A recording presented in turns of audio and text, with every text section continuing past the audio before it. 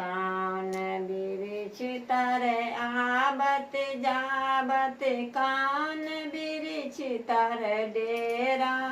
हमरा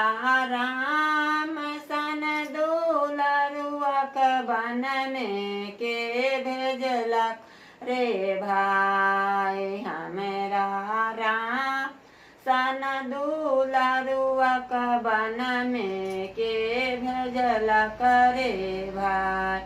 कान बिरिछ तर आबत जाबत कान बिरिछ तर डेरा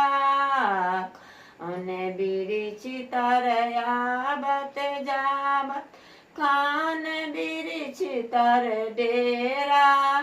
कान बिरिछ तर खेलत होई है राम लखन दोनों जोरा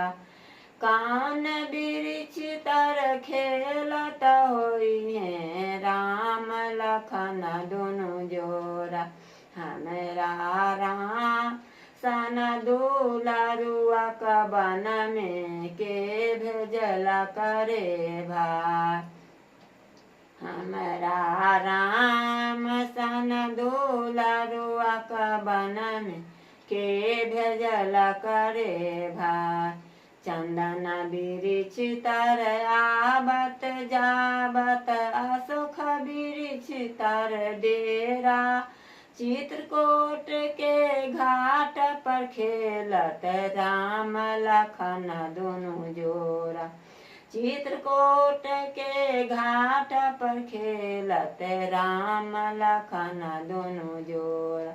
हमरा राम सा दुलरुआ बन में के भेजला करे भाई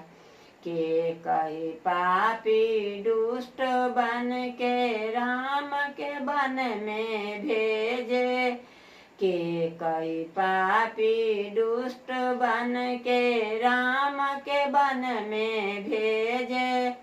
राम सन दुलरुआ बन में के भेजला करे भाई हमरा राम सन दुलरुआ बन में के भेजला करे भाई चंदन तर आबत जाबत अशोक बिरिछ तर डेरा चंदन बिरिछ आबत जाबत अशोक बिरिछ तर डेरा चित्रकूट के घाट पर खेलन राम लखन दोनों जोरा चित्रकूट के घाट पर खेलत राम लखन दोनों जोरा हमरा राम सा दुलरुआ बन में के भेजला करे भाई हमरा राम सन दुलरुआ बन में के भेजला करे भाई चित्रकूट के घाट पर खेल राम लखन दोनों जोरा हमरा राम सन दुलरुआ बन में के भेजला करे भाई हमरा राम सन दुलरुआ बन में के भेजला करे भाई।